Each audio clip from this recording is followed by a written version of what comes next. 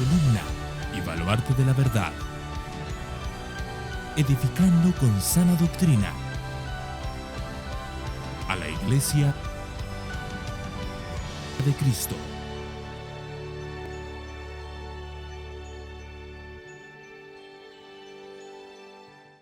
Vamos entonces a dar inicio a nuestro estudio en Primera de Juan, en el capítulo 5.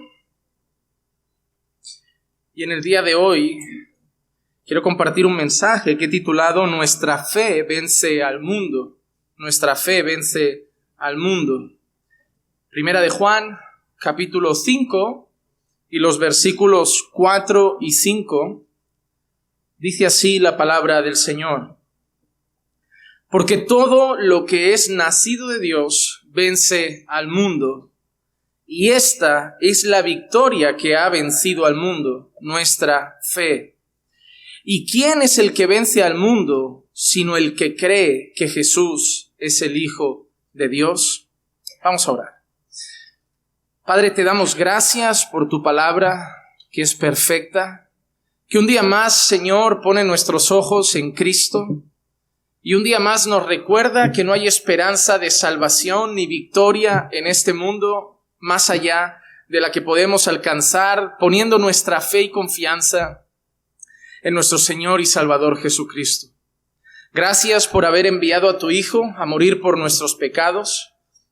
Gracias por haber planificado esta redención preciosa y perfecta que trajiste sobre nuestras vidas. Gracias por el Evangelio, Señor, que un día nos predicaron, y gracias por la fe que nos diste para creer un día. Es un don tuyo, Señor, y por eso sabemos que toda nuestra salvación depende únicamente de ti. Por eso te agradecemos hoy por haber abierto nuestros ojos, haber quitado las escamas que habían en nosotros, que no nos dejaban ver la gloria del Evangelio de nuestro Señor Jesucristo, y habernos permitido creer y por eso hacernos hoy victoriosos. Que tu palabra hoy hable a nuestra vida. No me permitas moverme a derecha ni a izquierda. No me permitas hablar de mi propio corazón, de mis propios pensamientos, pues tu iglesia ha venido a escuchar tu palabra y solo tu palabra deben oír. Por eso, Señor, manténme fiel a la Escritura. Ayúdame, Señor, a ser un instrumento de edificación en la vida de todos mis hermanos y usa este tiempo para tu gloria. Te lo pedimos en el nombre de Jesús. Amén, amén y amén. Hermanos, voy a repetir los dos versículos y después de repetirlos vamos a entrar rápidamente en la explicación de estos, que realmente es una explicación sencilla y breve, pero me gustaría traer ciertas amplitudes de miras para que podamos entender cuán grande es la victoria que Cristo ha traído para nosotros. El versículo 4 y 5 decía así: porque todo lo que es nacido de Dios vence al mundo, y esta es la victoria que ha vencido al mundo, nuestra fe. ¿Y quién es el que vence al mundo, sino el que cree que Jesús es el Hijo de Dios? En este pasaje, concretamente en estos dos versículos, yo creo que hay dos verdades fundamentales que vale la pena destacar. La primera es una verdad que nos llena de ánimo, nos llena de confianza, nos llena de seguridad, y es el hecho de que todo lo que es nacido de Dios vence al mundo. Todo aquel que ha nacido de nuevo, todo aquel que es considerado realmente creyente en Cristo, todo aquel que ha sido regenerado, todo aquel que tiene un nuevo corazón, todo aquel que el Señor quitó el corazón de piedra, puso un corazón de carne, le dio su Santo Espíritu para que hoy pudiéramos andar en sus caminos, todo aquel que no ha nacido solo de carne, sino que ha nacido del Espíritu por una obra sobrenatural de Dios, todo aquel que ha nacido de Dios ha vencido al mundo. Esa es la primera gran verdad que trae este pasaje y que tendremos que entender un poco hasta dónde llega esa frase y qué quiere decir esa frase. Y la segunda verdad importante y fundamental de este texto es que la victoria del mundo, la victoria sobre el mundo que tenemos los que hemos nacido de Dios, está basada en nuestra fe en Cristo. ¿Y por qué repito esto? Porque lo que veremos es que los victoriosos no somos nosotros. El victorioso es Jesús.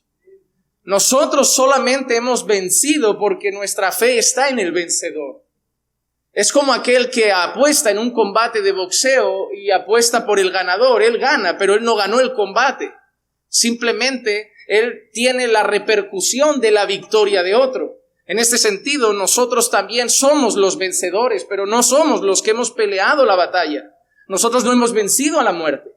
Nosotros no hemos vencido al pecado. Nosotros no hemos vencido a Satanás. Nosotros no hemos vencido a las tinieblas. Cristo lo venció y por la fe que tenemos en Él, esa victoria es para nosotros también hoy. Por lo tanto, nosotros no decimos que somos vencedores, sino que el término más adecuado y completo sería que somos vencedores en Cristo Jesús. Pero antes de entrar en los versículos de hoy, yo quiero recordar un poquito algo que vimos previamente, y es la relación que había entre el nacer de Dios y la fe en Cristo.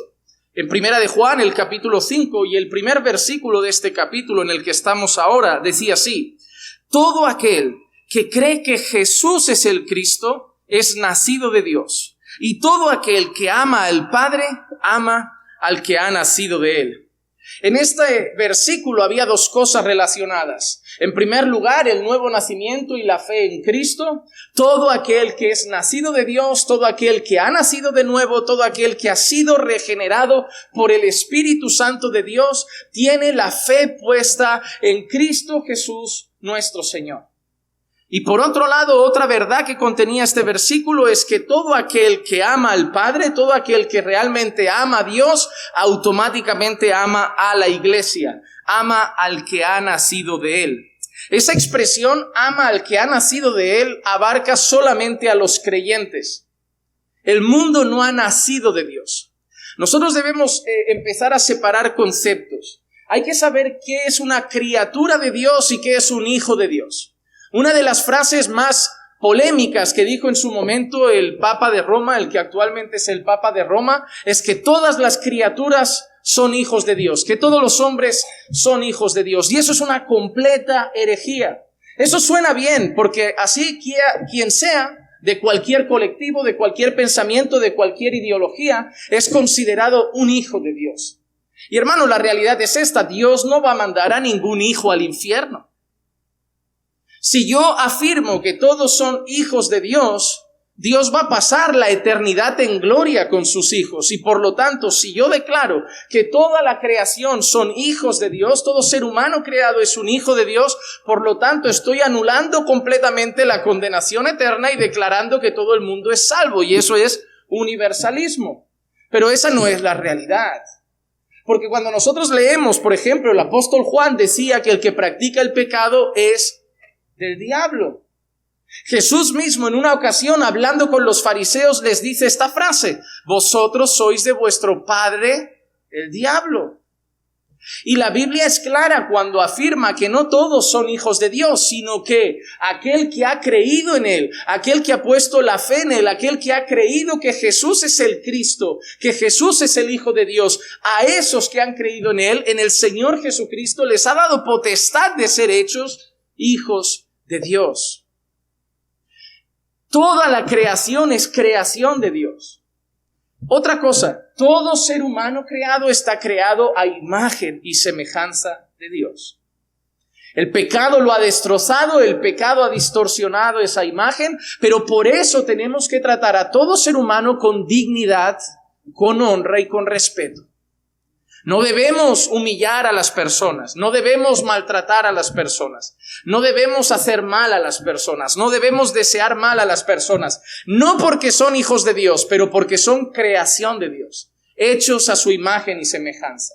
Debo amar la creación de Dios. Es más, desde que yo entendí el Evangelio y desde que yo profundicé en el conocimiento de la palabra, intento ser más cuidadoso a la hora de tirar papeles por la ventana, de ensuciar el medio ambiente. Yo antes a lo mejor iba a la montaña con un bocadillo, me tomaba una Coca-Cola y no me importaba tanto dejar ahí en una esquinita junto a las piedras el papel de plata, la lata que me había tomado y bueno, ya el viento se la llevará.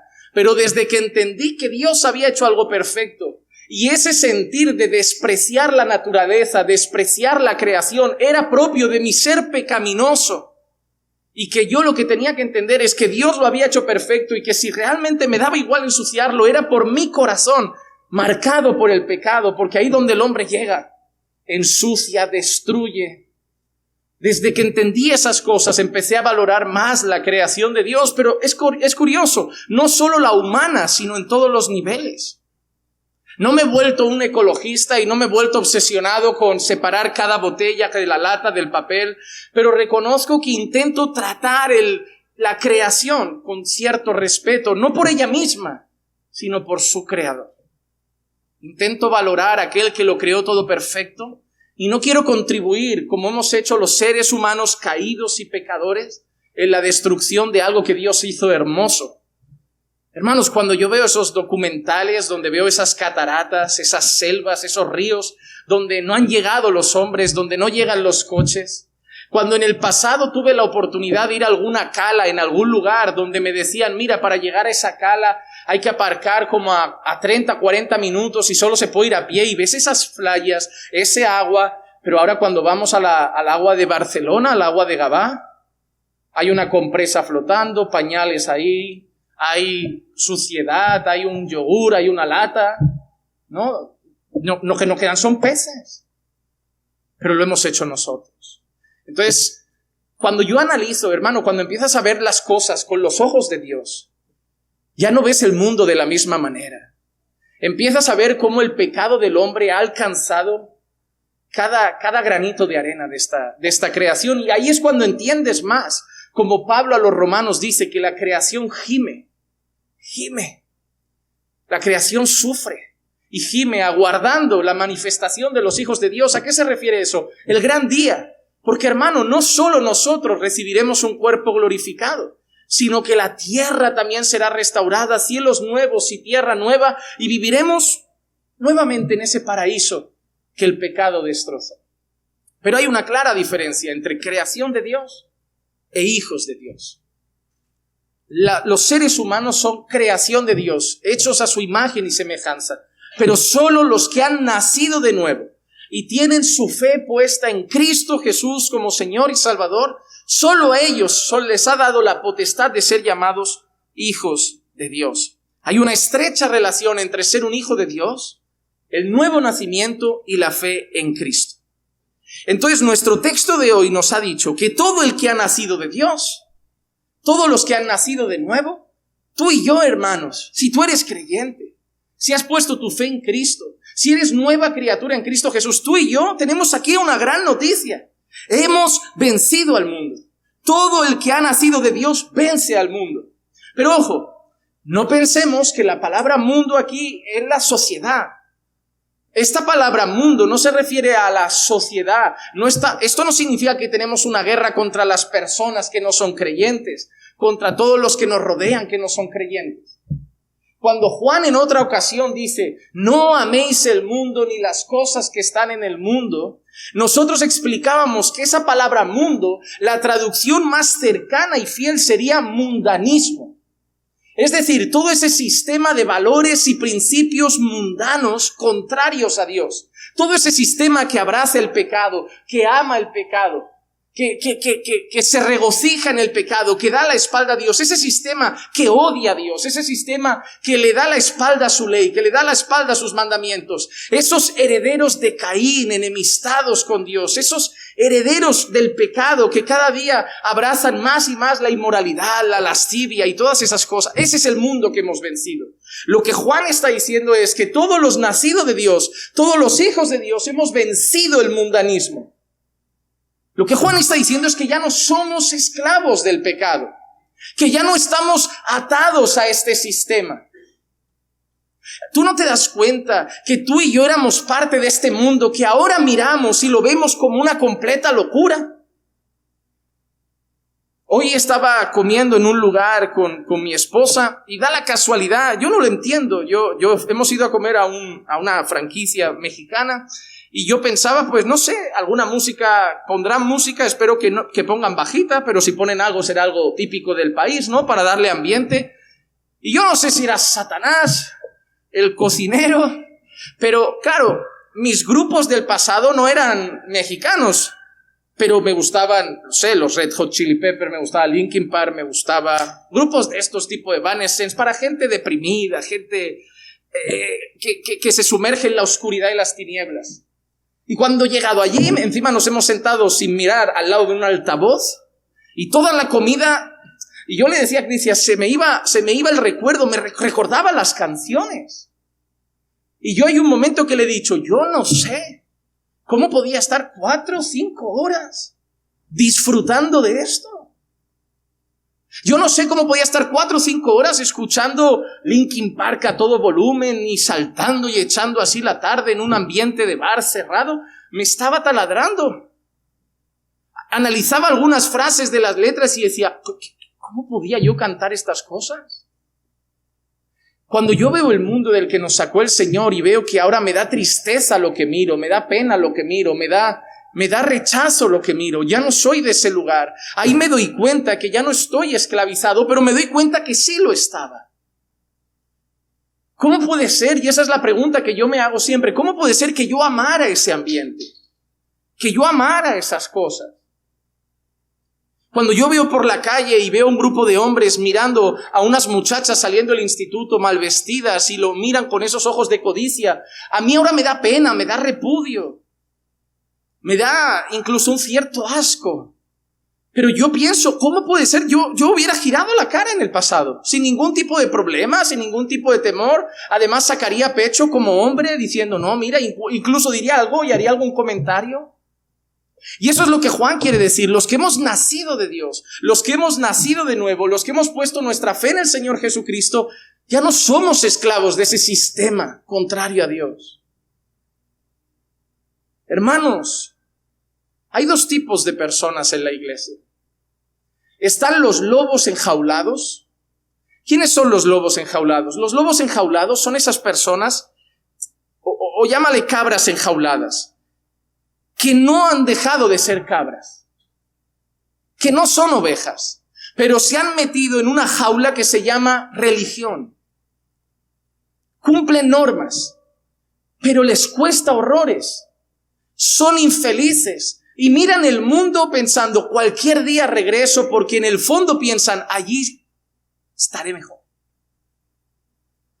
Vienen a los cultos, están en la iglesia, pero su corazón pide mundo. Es como la mujer de Lot. Salen de Sodoma, pero no dejan de mirar atrás porque Sodoma no ha salido de ellos. Es como el pueblo del desierto. Salen de Egipto, pero en el fondo es todo el tiempo, en Egipto se comía mejor, en Egipto teníamos más cosas. ¿Sabes esa gente que te empieza a decir, en el mundo la gente te juzga menos, en el mundo, y tú dices, oye, parece que echa de menos el mundo como los primeros hebreos echaban de menos Egipto? Están como enjaulados, ven la iglesia, ven los mandamientos, ven las disciplinas espirituales como la oración, leer la Biblia como algo pesado. Es decir, todo lo que tiene que ver con Dios les cansa. Si te das cuenta, quedarán con el grupo de hermanos que menos hablen de Dios, con los nuevos, con los inmaduros o los que también están enjaulados, que cuando salen de la iglesia piensan, no todo tiene que ser Dios y Jesús y cantar alabanzas. Y salen y es como que se desahogan. Acabó el culto, ahora hablemos de otras cosas, disfrutemos. Y buscarán esa gente porque en el fondo quedar con hermanos y hacer otro culto con hermanos en su casa es como pesado, el ambiente les aburre.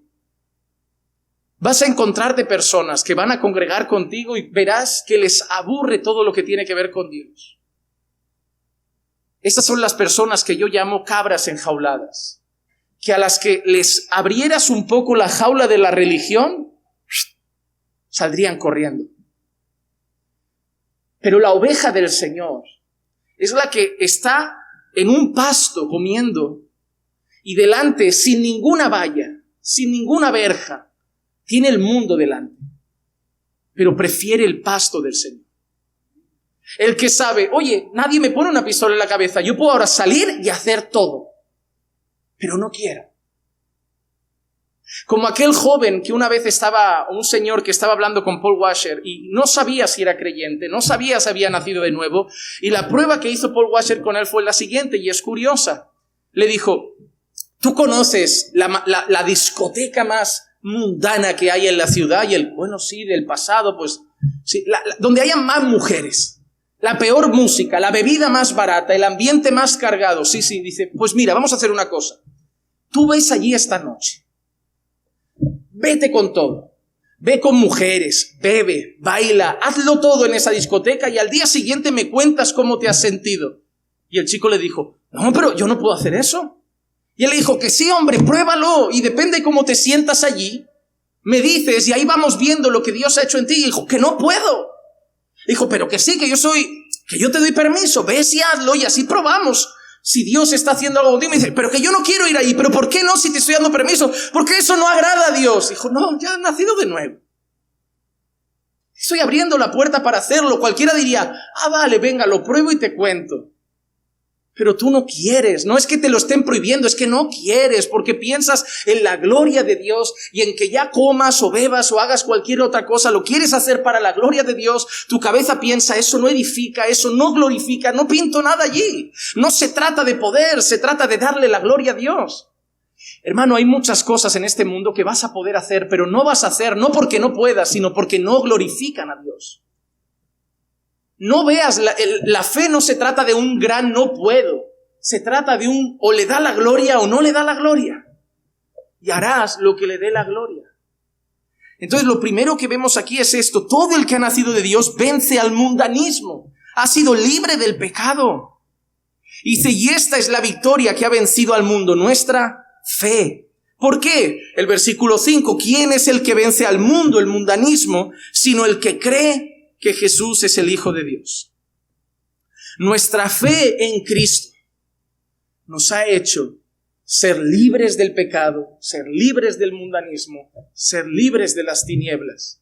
Y esa es la mayor victoria que tenemos, hermano. Esa es la mayor victoria que tenemos. Saber que con nuestra fe en Cristo, mediante nuestra fe en Cristo, hemos sido libres de toda la esclavitud del pecado que antes movía nuestras pasiones. Y yo quiero ampliar un poco esta breve enseñanza porque es así de simple, pero yo quiero ampliar algunas cosas. La primera cosa, la victoria no significa ausencia de conflicto. Que hayamos vencido en Cristo no significa que esto vaya a ser un camino de rosas. Que hayamos vencido en Cristo no significa que nos hayan puesto una alfombra roja, que no haya ningún obstáculo y que vayamos a vivir tranquilos. No significa eso. Juan 16:33, el Señor Jesús dice, estas cosas os he hablado para que en mí tengáis paz. En el mundo tendréis tribulación, pero confiad, yo he vencido al mundo. Reina Valera, creo que la palabra confiar la traduce como tened buen ánimo. Tened buen ánimo, estad gozosos, tened fe, tened esperanza, tened gozo en el corazón ante las tribulaciones. ¿Pero por qué? Porque yo he vencido al mundo.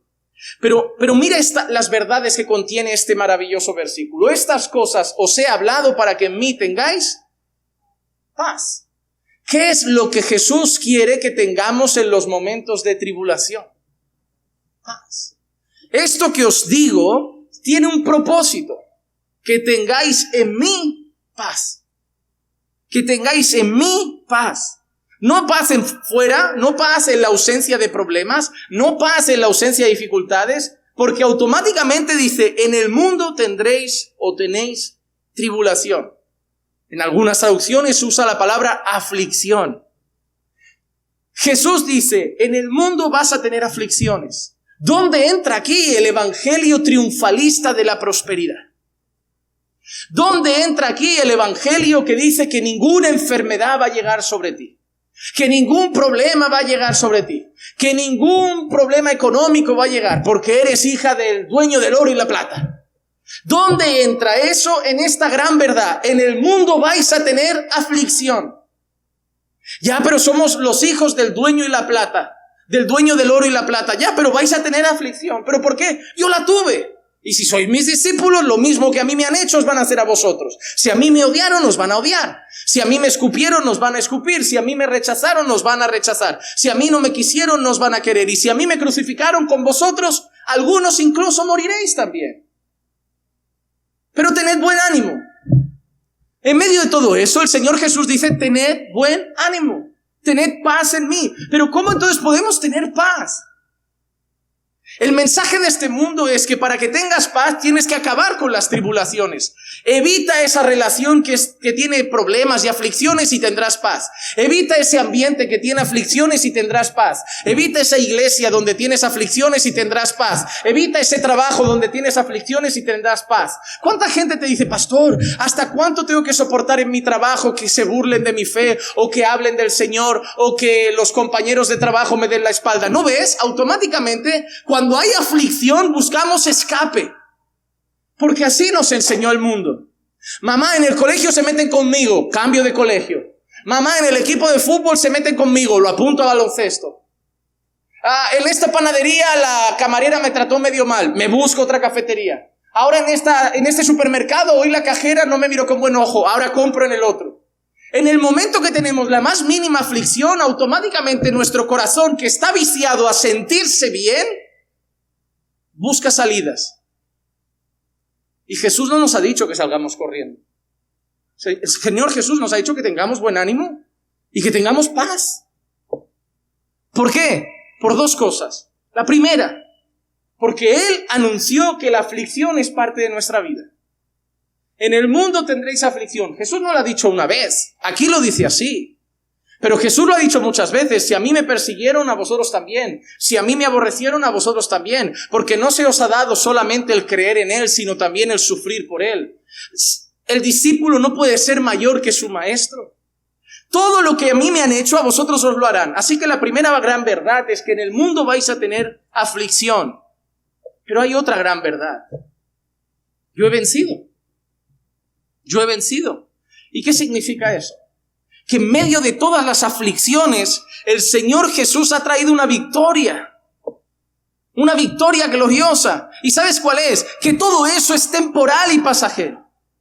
Que nos ha dado la vida eterna. Que nos ha dado la gloria eterna. Y que no importa si aquí nos degollan, amanecemos en gloria.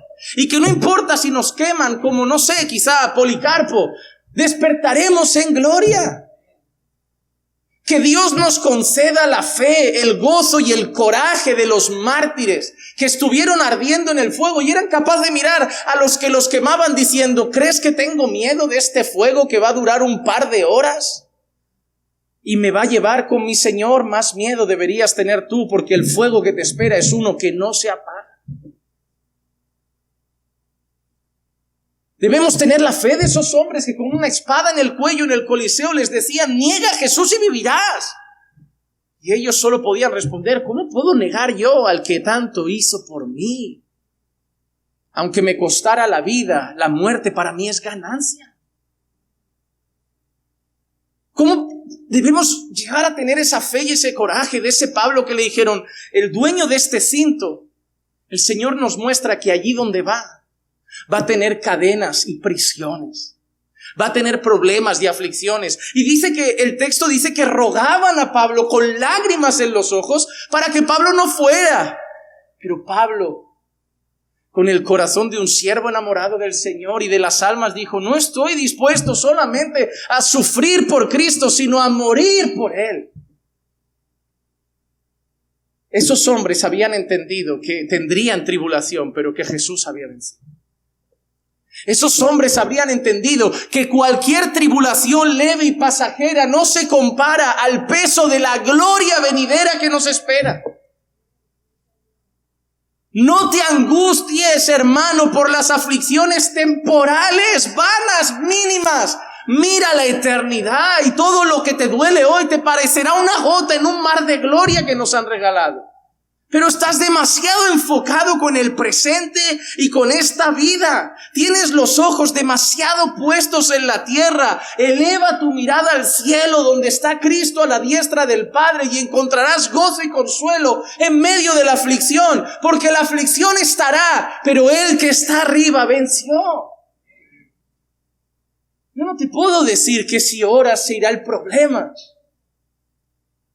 Pero sí que si oras encontrarás una paz que sobrepasa todo entendimiento. Cuando sepas que Él ha vencido. La victoria no significa ausencia de conflicto. La victoria no significa ausencia de problemas. La victoria es la certeza de lo que tenemos al final. Hermano, toda la vida se maneja mejor cuando sabemos que el final ya está hecho. Miren, para mí es así de sencillo. Cuando yo había estudiado para un examen en la universidad, iba al examen tranquilo. Porque yo sabía que estaba aprobado. Pero cuando yo no había estudiado lo suficiente, yo iba al examen temblando, nervioso, pensando a ver si esas 3 o 4 páginas que me leí caían en el examen. Hermano, cuando nosotros sabemos que lo que nos van a decir, lo que nos espera al final es algo bueno, vamos confiados. Cuando vas a buscar un resultado médico, pero no sabes si el resultado es bueno o malo, estás nervioso. Pero cuando el médico te llama y te dice, Juan Manuel, quiero que vengas mañana a la consulta a las 5, que quiero hablar de los resultados de tu radiografía, o de tu TAC, o de tu escáner, o de tu lo que fuera. Si me dice eso, pero al final acaba la frase, pero tranquilo, que está todo bien. Mira qué peso te quita de encima. Tú ya vas sin miedo, porque está todo bien.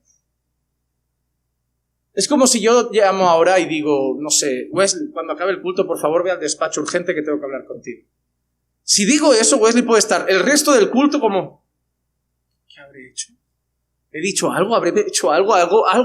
Pero digo, pero tranquilo, que no es nada malo. Ya es como, ¿verdad? Cuando yo sé que lo que hay al final es algo bueno, yo voy descansado. Pues el Señor nos ha dicho que lo del final es gloria. Ya. Viene enfermedad, es temporal. Viene aflicción, es temporal. Vienen dificultades, es temporal. Viene tristeza, el lloro dura una noche. Alegría viene por la mañana. Al final hay gloria. Al final hay gloria. Hermano, lucha para no perder de vista el final y solo estar mirando lo de ahora. Porque si no, solo vas a ver el pozo. Pero al final hay gloria. Métete esa frase en la cabeza. No importa lo que estés pasando ahora, que el Señor te repita en los peores momentos de tu vida, solamente eso, al final hay gloria. Al final hay gloria. Esto, pasajero. Ahora, quiero que veamos rápidamente hacia dónde va o a los alcances de la victoria de Cristo. La Biblia nos dice, Juan nos dice que todo el que ha nacido de Dios vence al mundo, pero la victoria de Cristo es súper amplia. Y yo quiero tratar ciertos aspectos que han sido vencidos por el Señor para nosotros. La primera, somos victoriosos frente al enemigo. Y cuando digo el enemigo, me refiero al enemigo de nuestras almas, Satanás y los demonios. Mira lo que dice Primera de Juan, capítulo 2, versículo 13 y 14. Os escribo a vosotros, padres, porque conocéis al que ha sido desde el principio. Os escribo a vosotros, jóvenes. Mira lo que dice, porque habéis vencido al maligno. Esa expresión al maligno, ¿a quién se refiere? A Satanás. Pero ¿tú crees que los jóvenes han vencido a Satanás? Ellos se han levantado una mañana, han cogido sus mochilas, sus cantimploras, sus libretas y sus cuadernos y se han ido a darle golpes de libreta al demonio y lo han ganado. No, no ha sido así. Pero todo lo que está hablando aquí son hazañas del Señor, no nuestras. Pero de los jóvenes dice, habéis vencido al maligno. Luego dice, os he escrito a vosotros niños, porque conocéis al Padre. Os he escrito a vosotros padres, porque conocéis al que ha sido desde el principio. Os he escrito a vosotros jóvenes, porque sois fuertes y la palabra de Dios permanece en vosotros y habéis vencido al maligno. Una de las cosas importantes que vimos en este pasaje no es que cada uno tiene una cosa. ¿Cómo explico esto? Dice, los padres conocéis al que es desde el principio. Luego los jóvenes parece que no lo conocen. También. Pero mira esta aplicación. Dice, los padres habéis conocido al que es desde el principio, los jóvenes habéis vencido al maligno y los niños conocéis al Padre. Vamos a decir la verdad. Los niños no conocen al Padre. Los niños pequeños, los padres los traen a la iglesia, están aquí, a duras penas se mantienen despiertos, aguantan como pueden, pero ellos no han tenido un encuentro personal con el Señor. Entonces, ¿qué está hablando? De que los niños conocen al Padre, de que los jóvenes han vencido al maligno, de que los padres conocen al que es desde el principio, refiriéndose a Dios mismo. Está hablando de los creyentes. Está tratando padres, jóvenes y niños como refiriéndose a todo el colectivo posible, adultos, jóvenes, infantes, refiriéndose a todos los creyentes. ¿Y qué son los creyentes? Personas que han conocido a Dios, al que es desde el principio, que conocen al Padre, que han vencido al maligno, que son fuertes en Cristo y la palabra de Dios permanece en ellos. Pero uno de los detalles que ha dicho es que han vencido al maligno. ¿Hemos nosotros vencido al maligno? A lo mejor cuando estabas en tu antigua iglesia y cantabas aquel corito de pisa la cabeza del diablo, igual ese día lo venciste. Pero me parece que no funciona así. Me parece que eso era puro entretenimiento, una danza un poco extraña, no sé. Pero si realmente tú crees que el diablo estaba ahí debajo de tu pie mientras tú cantabas eso, él se sentía machacado, no, por favor, otra vez ese coro que nos machaca la cabeza, no lo imagino. No lo imagino. Es más, yo conocía más de una persona que cantaba eso, le daba el piececito y luego salía y el diablo parece que se le había metido dentro. No tenía nada que ver. Es más, yo creo que esos coros son más incluso una provocación, que entran ganas que el diablo diga, sí, pues sal fuera, que vamos a hablar contigo un rato. La realidad es que tú no has vencido a Satanás. Mira, la realidad es que tú no podrías ni con un triste demonio. Hermano, ¿qué son los demonios? ¿Qué son los demonios? ¿Cómo definirías un demonio? ¿Nacieron siendo demonios? ¿Ángeles caídos? Si ahora yo te dijera, ¿qué es más poderoso? ¿Un ser celestial como un ángel o un ser humano? Un ángel. Un ángel. Si quieres, ve los relatos de cuando ángeles visitaron la tierra o alguna ciudad y las cosas que pasaban. Me parece que eran desastres, catástrofes, nadie podía impedirlo. Los demonios son ángeles caídos.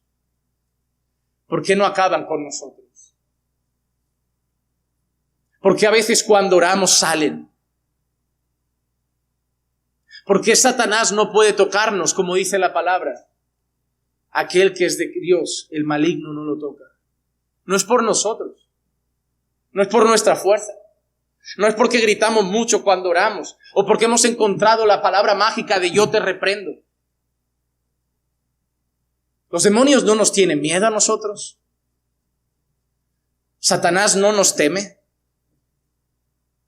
Pero la realidad es que hay alguien que mora dentro de nosotros. Aunque no lo creas y no lo veas, porque eso no se ve ni con el espejo ni con una radiografía, las Escrituras dicen, y yo creo, que hay alguien, no algo, alguien que mora dentro de mí. Que la Biblia dice que yo soy templo de alguien, no de algo. Si fuera testigo de Jehová lo llamaría energía, un poder. Pero la Biblia dice que es Dios mismo, en el Espíritu Santo que mora en mí. A mí el diablo no me toca, no por mí. No es Juan Manuel lo que impide que el diablo lo toque. Es el Espíritu Santo de Dios que mora en mí, que le dice al diablo, este ya no es tuyo.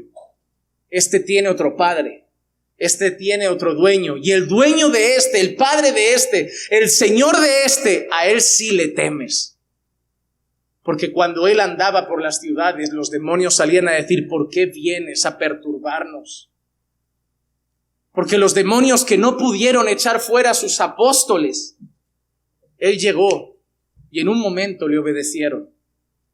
Porque ante Jesús no se rinde solo su pueblo. Ante Jesús no se rinde solo la creación. Ante Jesús se rinde también el infierno.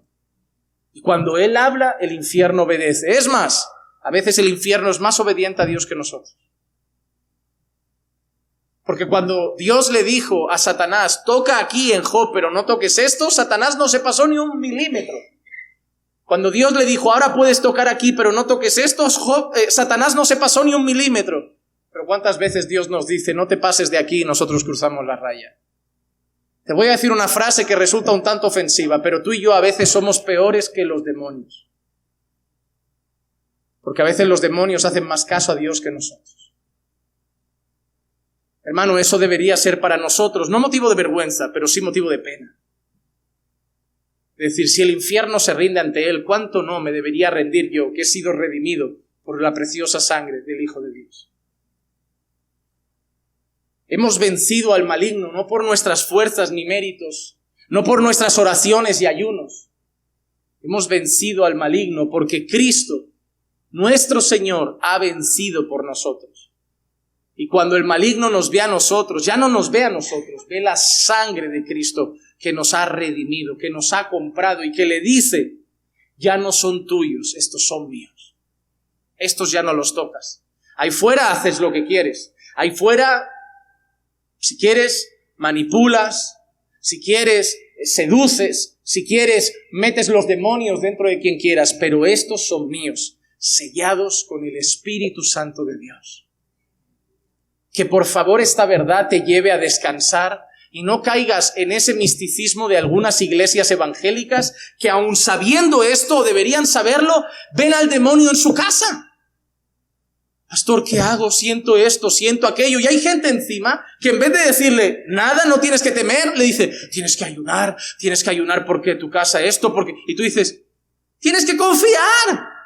La Biblia no dice ni que reprendas al diablo, ni que te pelees con el diablo, ni que te eches una charla de oración con el diablo. La Biblia dice que lo resistas. Él está aquí, lo único que tienes que hacer es decirle, ¿estás ahí? De aquí no puedes pasar. Y la Biblia solo te llama a resistir. Aguanta, pero es que siento que está aquí. Bueno, pero confía que el enemigo no te puede tocar. La Biblia dice que él anda como león rugiente buscando a quien devorar. Sí, a veces sentimos su rugido. A veces sentimos su aliento y a veces lo sentimos relativamente cerca, pero descansamos en la confianza de que Jesús lo venció, que no nos puede tocar y por lo tanto solo tengo que esperar que la promesa de Dios se cumpla, que si yo lo resisto, Él huirá. Y hay gente que está en su casa que en vez no ora casi nunca y el día que se pone a orar es para hablar con el diablo. Satanás, yo a ti te ordeno. Satanás, todo espíritu de esto se va, todo. Y yo digo, nunca ora. Y el día que ores con el infierno. En serio, apenas hablas con Dios, hablas más con los demonios que con Dios. La Biblia no dice que ores a Satanás, la Biblia no dice que ores a los demonios, la Biblia dice que ores al Padre.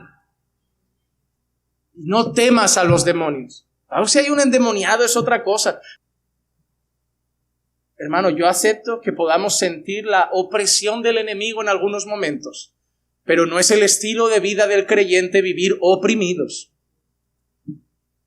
Hay una diferencia, igual que hay una diferencia entre pecar y practicar el pecado, hay una diferencia entre sentir un tiempo de opresión y vivir oprimidos.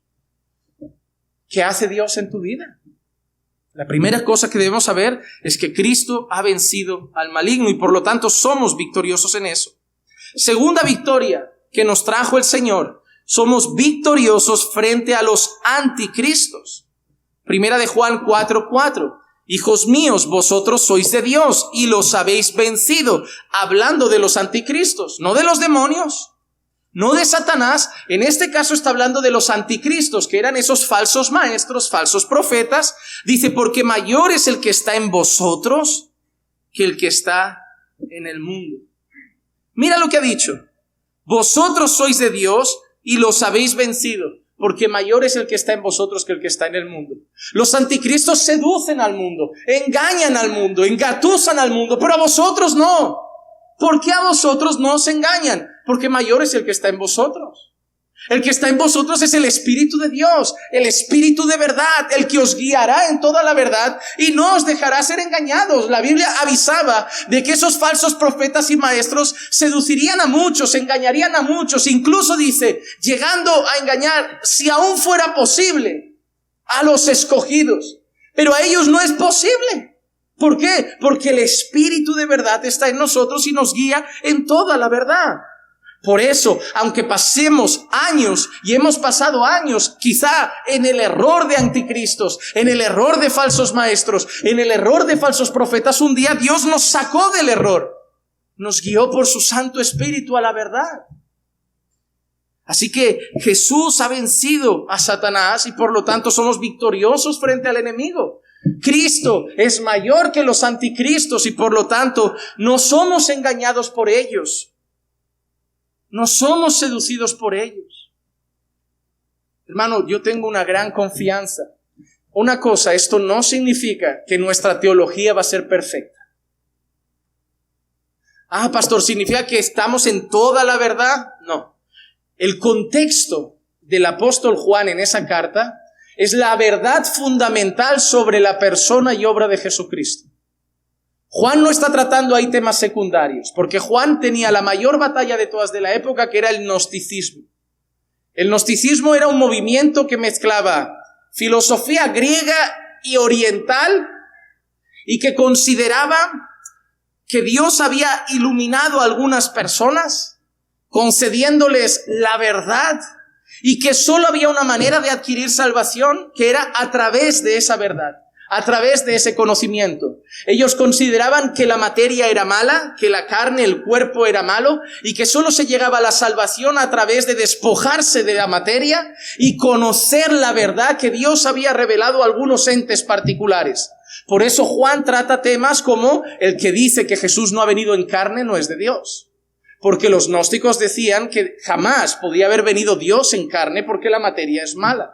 Ese era su enemigo y ese estaba engañando a muchos, y hasta hoy también. Habrá gente en este mundo que te dirá, yo soy gnóstico. Eso ha marcado generaciones y hasta hoy es un gran enemigo. Pero Juan dice que a nosotros no nos iban a engañar, que nosotros sabríamos que Jesucristo es totalmente Dios y totalmente hombre, que es el Hijo de Dios encarnado, que Jesucristo pagó por nuestros pecados. Esos hombres llegaron hasta el punto de decir que esos hombres selectos, que había como una élite especial a la que Dios le había dado la mayor revelación de la verdad, esos hombres no tenían pecado. ¿Recuerdan que una de las cosas que Juan afirmaba es que el que dice que no tiene pecado miente? Juan combate esa falsa herejía del gnosticismo. Pero Juan dice que nosotros sí tenemos pecado, pero hemos sido redimidos de ese pecado, hemos sido perdonados de nuestros pecados, incluso que si alguno peca, abogado tenemos, que si confesamos nuestros pecados, Él es fiel y justo para perdonarnos de toda nuestra maldad. Pero esos hombres a nosotros no nos han engañado, hemos reconocido que somos pecadores. Hemos reconocido que Jesucristo vino en carne, que es totalmente Dios y totalmente hombre, que expió todos nuestros pecados, no uno, ni dos, ni la mitad, ni muchos, todos nuestros pecados, y que por la sangre de Cristo hemos sido redimidos. Y esa es la verdad fundamental, que nosotros creemos y por la cual hemos vencido. Eso no significa que estemos totalmente acertados en todas las doctrinas. Miren, yo siempre recomiendo estudiar la historia de la iglesia por una cosa. Cuando tú ves la historia de la iglesia, tú ves la historia de un bebé. La historia de un bebé, ¿por qué? Dios da su revelación a un bebé llamado iglesia. Y yo solo quiero que lo entiendan. Pero que a veces era inmaduro y en algunas cosas no lo entendía muy bien. Pero conforme pasa el tiempo y se desarrolla y estudia y analiza, va descubriendo más verdades y entendiendo más verdades. Y va creciendo y siendo cada vez más sólido y más fuerte, y va comiendo cada vez más sólido, ya no tiene que beber tanta leche. Pero si tú miras la historia de la iglesia, te darás cuenta que la iglesia siempre ha tenido momentos en los que habían cosas que estaban bien y cosas que estaban mal. Nunca en esta tierra ha existido ni existirá una iglesia sin defecto. Nunca. Yo quiero ir a la iglesia que prediquen toda la verdad, nada más que la verdad y solo la verdad. Esa iglesia no existe. No es esta. No, nos esforzamos por conocer la verdad. Nos esforzamos por entender la verdad y nos esforzamos por predicar la verdad. Solo déjame decirte algo. Tienes que aprender a madurar para saber distinguir entre un pastor que piensa en algo diferente y un falso pastor, y un falso profeta, y un anticristo. Hay que saber diferenciar. Hay que saber diferenciar entre un hermano que cree diferente en alguna cosa a un no creyente que no es un hermano. Cuidado con no hacer un sectarismo evangélico de que aquel que no sea de mi denominación y mi doctrina no es cristiano. Cuidado, Cuidado con no llamar cristiano a algo que Jesús también ha redimido por su sangre. Cuando tú ves la iglesia de Tesalónica, dime qué critica Jesús de esa iglesia. Nada. Cuando tú ves la iglesia de Corintio, dime qué cosas buenas habían allí. En cuanto a los dones, un caos, desorden, Oye, la gente os va a tomar por locos, está todo... Y en cuanto al pecado, relajadísimos. ¿Cómo puede ser que haya un hombre que se ha acostado con la mujer de su padre y no habéis hecho nada? A las dos, el apóstol Pablo los llama amados. ¿Cómo? A Corinto y a Tesalónica los llama igual, amados en Cristo, santos del Señor. Pero Corintio era inmadura, le hacía falta madurar, le hacía falta un pastor que le pusiera orden, que le enseñara. Cuidado con ver a lo mejor un creyente inmaduro o un creyente que sabe menos y decir, no es creyente. Cuidado. Porque nadie querría congregar en Corintio, pero era una iglesia del Señor. Esas cosas, solo el tiempo y la madurez hacen que seamos capaces de discernirlo. Pues ahora podemos ir con las otras denominaciones que hacen... Tú verás. Si lo que acabo de decir es porque ahora te vas a sentir cómodo en eso, entonces significa que no tienes convicciones. Porque yo puedo decir, mira, yo creo que son mis hermanos, pero yo no puedo congregar allí porque creo que están muy equivocados en algunas cosas. Yo tengo convicciones y tengo amor, las dos cosas. Cuidado, eso requiere que maduremos un poco. Entonces, hemos vencido frente al enemigo por Cristo. Hemos vencido frente a los anticristos por Cristo. Ahora, otra victoria que trajo Jesús, y para mí una sublime: victoriosos frente al pecado. Mira lo que dice Gálatas 5:24. Porque los que son de Cristo, los que son de Cristo, han crucificado la carne con sus pasiones y deseos. Primera de Pedro 2:24. Y Él mismo llevó nuestros pecados en su cuerpo sobre la cruz. Y mira lo que dice, ¿para qué? ¿Solamente para pagar por ellos? ¿Solamente para perdonarnos? No, para algo mucho mayor. A fin de que muramos al pecado y vivamos a la justicia. Porque por sus heridas fuisteis sanados. Y ojo, que ese texto lo coge de Isaías. ¿Recordáis ese texto de Isaías? Porque por sus llagas o por sus heridas hemos sido sanados. Pero no tiene nada que ver con las enfermedades físicas, tiene que ver con el pecado. Hemos sido sanados de la esclavitud al pecado, hemos sido sanados de la muerte, hemos sido sanados de ese virus llamado pecado que nos dominaba y hemos sido sanados por la sangre de Cristo. Gálatas ha dicho, los que han crucificado la carne con sus pasiones y deseos. Hermano, hemos crucificado la carne. Cristo venció el pecado. ¿Recuerdan la expresión de Pablo? ¿Pecaremos pues porque estamos en la gracia? De ningún modo. ¿Por qué? Porque hemos muerto ya al pecado. Mira qué interesante, bajo la ley no podíamos hacer otra cosa que pecar. Y ahora que estamos en la gracia, no podemos pecar. Porque hemos sido hechos libres. Ya no vemos el pecado con los mismos ojos. Ya no vemos el pecado con los mismos ojos. ¿Cuántos hombres antes, incluso siendo casados y todo, podían mirar a 1000 mujeres y no sentían culpa? Porque su conciencia les decía, mientras no me acueste con ella, ¿qué tiene de malo mirar? Pero ¿cuántos hombres de Dios ahora, si simplemente miraran más de la cuenta, ya les invadiría el peso de la culpa y la vergüenza, diciendo, no, tengo que honrar a mi mujer con mis ojos, tengo que honrar a mi mujer con mi corazón, tengo que ser fiel a mi esposa con mi mirada? ¡Wow! ¿Qué ha pasado?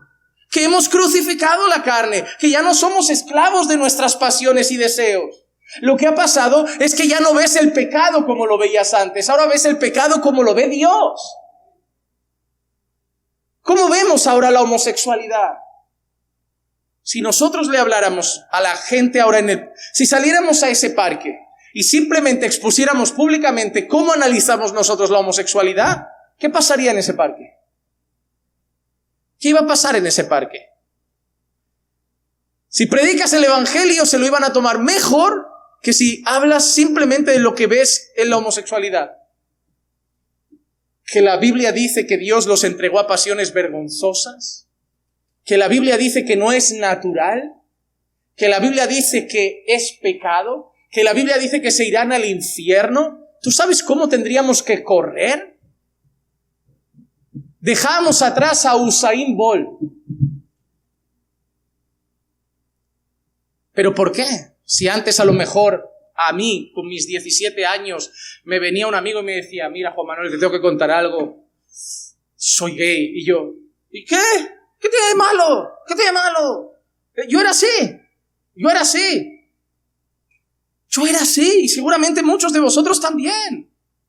¿Pero qué ha pasado? Que ahora no vemos las cosas con los ojos de una vida esclavizada al pecado. Ahora vemos las cosas con los ojos de Dios. Los chistes que nos hacían gracia ahora nos dan vergüenza. Los vídeos que nos daban ganas de ver ahora nos dan repudio.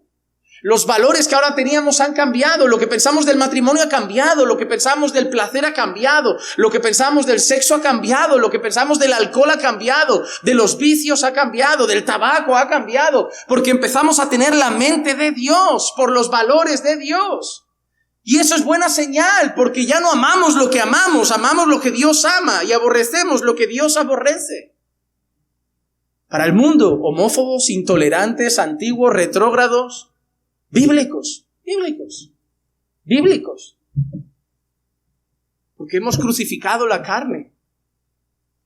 ¿Te has preguntado, y yo me lo preguntaba estos días, te has preguntado dónde estarías tú hoy si Jesús no hubiera llegado? ¿Te lo has preguntado? Yo creo que es una pregunta que nos deberíamos hacer cada lunes o un día a la semana. Recordarnos esa pregunta, porque se nos olvida. Y yo la analicé con verdad, hermano. ¿Dónde estaría yo hoy si Jesús no hubiera llegado? Yo no voy a decir lo de seguramente muerto, pero no estaría casado. Para empezar, esa es segura. Otra, seguramente estaría tonteando con más de un tipo de droga, eso seguro.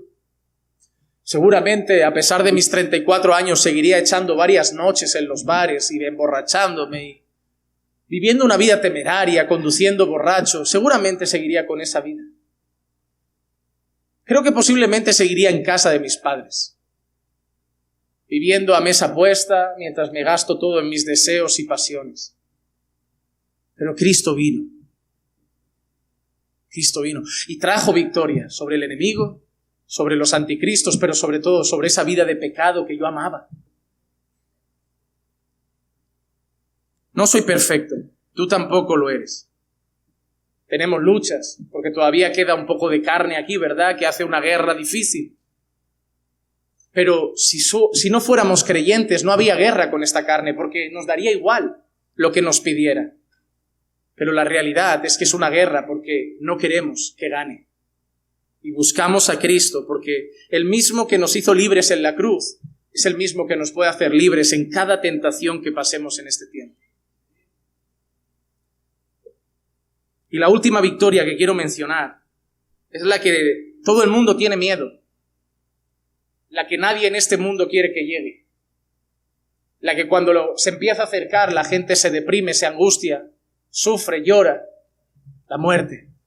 Es la mayor victoria que Jesús conquistó. Primera de Corintios 15, 54 al 57 dice: pero cuando esto corruptible se haya vestido de incorrupción y esto mortal se haya vestido de inmortalidad, entonces se cumplirá la palabra que está escrita: devorada ha sido la muerte en victoria. ¿Dónde está, oh muerte, tu victoria? ¿Dónde está, oh sepulcro, tu aguijón? El aguijón de la muerte es el pecado y el poder del pecado es la ley, pero a Dios gracias, que nos da la victoria por medio de nuestro Señor Jesucristo. Qué pregunta, ¿eh? ¿Dónde está, oh muerte, tu victoria? Qué pregunta, porque había vencido a todos hasta entonces. Va llegando la muerte a muchas personas de manera diferente. Algunos Dios se las lleva, algunos mueren en esta tierra, pero nadie la vence. Moisés no venció la muerte. David no venció la muerte, José no venció la muerte, Abraham no venció la muerte, Jacob no venció la muerte, Pablo no venció la muerte, Pedro no venció la muerte, Juan Bautista no venció la muerte. Pero solo uno hizo que se empezara a cantar esa nueva canción: ¿dónde está, oh muerte, tu victoria? Ahora sí llegó. Ahora llegó el que ha vencido, el que ha tomado las llaves de la muerte y la ha vencido. Y encima no la ha vencido solamente él, sino que él es las primicias, para que todo aquel que cree en él sepa que ya no verá muerte, sino que cuando sus ojos se cierren en esta tierra se abrirán en gloria para siempre. Cuando el mundo ve la muerte llegar. Incluso los ateos que creen que no hay nada después, temen la muerte, porque no quieren esa nada. Porque en el fondo todo ateo se ha hecho y se ha formado con el sentido de la eternidad dentro de su corazón y no acepta que las cosas acaben. Por eso muchos incluso se niegan a aceptarlo y no creen en Dios, pero te dicen, algo debe haber, pero no sé qué, algo debe haber. Porque han sido creados con el sentido de la eternidad. Ya sea para gloria eterna o para condenación eterna, somos creados para una eternidad, no para una vida temporal. Por eso temen cuando la muerte llega, por eso temen. Pero cuando el creyente cierra los ojos en esta tierra, no le decimos adiós, le decimos hasta pronto. Cuando muere el ateo lloran en la lápida, cuando muere el creyente cantan alabanzas. Cuando muere el ateo es un hasta nunca, cuando muere el creyente es un hasta pronto. Porque nosotros en los funerales, sí, quizá no nos reímos, porque hay una añoranza por la pérdida de la compañía, pero podemos cantar en medio de ese funeral, ¿dónde está, oh muerte, tu victoria? Aquí está nuestro hermano que simplemente nos adelantó en la carrera y ya está mucho mejor que nosotros. Cristo venció la muerte. Por eso, hermanos, con todo lo que acabamos de ver, todo aquel que ha nacido de Dios no tiene que temer porque ha vencido el mundanismo. Cristo venció el pecado y ahora nosotros somos vencedores en el pecado. Podemos vencer al pecado, podemos decir no al pecado. Dios nos ha dado las herramientas, ayuno, oración, comunión con los hermanos, alabanza, palabra, para poder resistir las tentaciones, no, para huir de ellas, enfrentar al pecado y poder decir no. Soy libre en Cristo, no para justificarme, todos somos pecadores, no, soy nueva criatura, ya no vivo en la carne, ahora vivo en el Espíritu, he crucificado toda mi carne con Cristo. Hemos vencido el pecado porque Cristo venció el pecado, hemos vencido a Satanás porque Cristo venció a Satanás, y ahora no tememos que nos haga algo porque aquel que es de Dios, el maligno, no lo toca. No seremos seducidos por los mentirosos y anticristos, porque Jesús es mayor que ellos, y ninguno de sus hijos será engañado y seducido por un hereje y un falso maestro. No tememos la muerte cuando llegue, la abrazaremos con gozo, porque para nosotros el vivir es Cristo y el morir es ganancia. Qué gran noticia que te llevas hoy a casa. Cualquier aflicción, problema, enfermedad que puedas tener, cuando llegues hoy a casa, ¿qué tiene que quitarte el gozo? Con esta verdad. Pero quieres una verdad mayor. Y la sabes, pero te la recuerdo. Que esta victoria no es pasajera. Que no te la dan hoy y te la quitan mañana. Que esta victoria es para siempre. Y eso es otra gran verdad que trae confianza. Que esto es para siempre.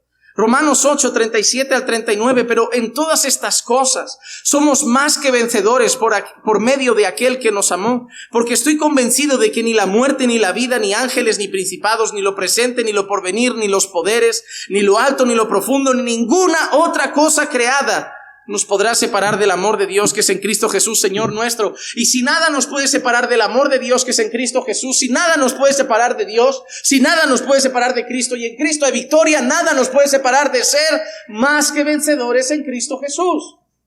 No hay nada que temer, hermano. Eso no significa que nos crucemos de brazos. Estamos en una guerra contra el mundo, contra Satanás, contra nuestra carne. Tenemos que estar firmes y velando. Tenemos que luchar con los medios de gracia que nos ha dado el Señor, pero luchar con confianza, no luchar con miedo, no luchar asustados, no luchar preocupados, luchar sabiendo que en Cristo ya está la victoria. Para que te vayas todavía más feliz a casa, déjame recordarte que te llevas y que te espera. ¿Cuál es el premio de los vencedores? Apocalipsis 2:7 al final dice: al vencedor le daré de comer del árbol de la vida que está en el paraíso de Dios. O Apocalipsis 3:21, al vencedor le concederé sentarse conmigo en mi trono, como yo también vencí y me sentí con mi Padre en su trono. No hay nada más maravilloso que saber que lo que nos espera es estar con Dios. Una vez le pregunté a un hermano, pero como dije, un hermano un poco confundido, ¿qué es lo que más anhela del cielo? Y me dijo: calles de oro y mar de cristal. Si lo que más esperas del cielo es oro, Igual aquí tienes un ídolo. Primero, porque no creo que ese texto sea literal. No creo que literalmente donde vayamos a estar eternamente sean calles de oro y mar de cristal. Es un libro muy simbólico y considero que ese texto ilustra algo glorioso y maravilloso con elementos que brillan, que son valiosos para que entendamos lo maravilloso, el esplendor y la gloria de ese lugar. Pero hay gente que literalmente cree calles de oro y mar de cristal. Hermano, lo mejor de la eternidad no son las mansiones celestiales, las calles de oro y mar de cristal. Te voy a decir una cosa. Lo mejor de la eternidad no es ni siquiera que no haya lamento ni que no haya lloro. Lo mejor de la eternidad es estar siendo uno con Dios para siempre. ¿Sabes lo que más me duele, y termino con esto, de este lado de la eternidad? Que mi relación con Dios no es perfecta, siempre. Hay días que oro y no siento nada. Hay días que ni me nace orar y me tengo que forzar a orar porque sé que tengo que orar aunque no quiera orar. Y hay días que leo la Biblia y de verdad se me nublan los ojos, no me concentro, estoy despistado, pero sé que la tengo que leer. Y hay días que le fallo. Y hay días que se me va un pensamiento, hay días que se me va un gesto, hay días que se me va una palabra. Y yo sé que entristezco al Espíritu Santo y por un momento el calor de su presencia se apaga. Y a veces me tiene que disciplinar para humillarme y llevarme al arrepentimiento y volver a estar firme con Él. Pero la relación con Él aquí, por causa de que todavía batallo con mi carne, porque la victoria ya está, pero en este lado de la eternidad todavía tenemos una guerra. Mi relación con Él no es perfecta. Pero lo que más gozo me da de cara a la eternidad es que allí no le podré fallar porque ya no habrá pecado. Mi relación con Dios será perfecta. Solo reinará la justicia. Tú sabes qué es saber que mi mente no tendrá ningún mal pensamiento, que mi corazón no tendrá ningún mal sentimiento, que nunca saldrá de mí orgullo o vanidad, que nunca saldrá de mí ego o soberbia, que nunca saldrá de mí una mala palabra o un mal gesto porque el pecado ya no estará. Y que por lo tanto estaré en perfecta armonía con el Señor por toda la eternidad, que no necesitaré sol porque Él será mi luz y que le podré cantar confiado, sabiendo que le canto y canto viviendo una vida que le agrada en perfecta justicia porque el pecado ya habrá sido completamente eliminado. Para mí eso vale mucho más que las lágrimas, que la enfermedad o calles de oro, mar de cristal, mansiones celestiales. Hermano, que tu mayor anhelo no es lo que Dios te pueda dar en la eternidad, que tu mayor anhelo sea Dios mismo. Que tu mayor anhelo sea Dios y no las cosas que salen de Dios. Que llegues un momento que le puedas decir al Señor, Señor, aunque no me des nada más, ni casa, ni coche, ni me bendigas con lo que sea, aunque no me des nada más, tú me bastas. Tú me bastas. Porque viviendo en una habitación contigo es gloria. Pero teniendo casa propia y sin ti en casa reinando, es el infierno. Que nuestros corazones tengan hoy dos cosas. Número 1, confianza por la victoria que nos ha dado Cristo. Y número 2, que esa confianza traiga en ti tanto gozo y tanta gratitud a Dios por algo que tú no has vencido, pero por una victoria que te han regalado, que te lleve a solo querer una cosa, honrarle con toda tu vida. Vamos a orar. Padre, te damos gracias por tu palabra, gracias por recordarnos la inmensa victoria que por la fe en Cristo hemos obtenido. Gracias, Señor, por darnos los maravillosos regalos, Señor, que nosotros por nuestros méritos no podíamos alcanzar, pero que Cristo alcanzó de manera perfecta. Oh, Señor, gloria sea a ti y gloria sea a nuestro Señor Jesucristo. Alimenta nuestros corazones de tal manera que nuestro mayor gozo no esté en las bendiciones, sino en el Dios que bendice. Que nuestra mayor alegría no esté en la provisión, sino en el Dios que provee. Y que nuestra mayor confianza no esté en la victoria, sino en el Dios vencedor. Que tú seas el objetivo de nuestras canciones, de nuestras oraciones, de nuestros ayunos y de todo lo que hagamos, para que vivamos por ti y para ti, porque de ti, por ti, para ti son todas las cosas. Por eso solo a ti sea la gloria, hoy y siempre, por los siglos de los siglos. Amén, amén y amén.